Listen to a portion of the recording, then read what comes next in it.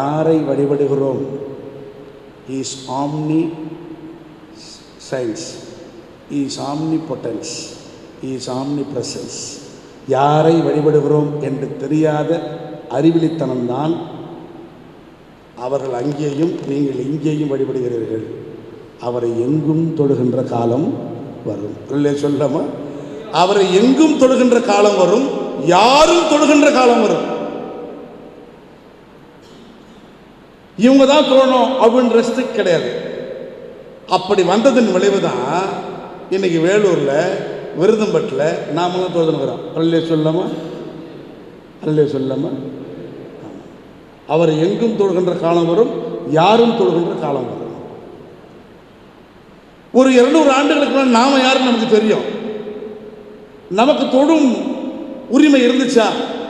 கோயிலுக்குள்ள போற உரிமை இருந்துச்சா? சாமியை தொழுற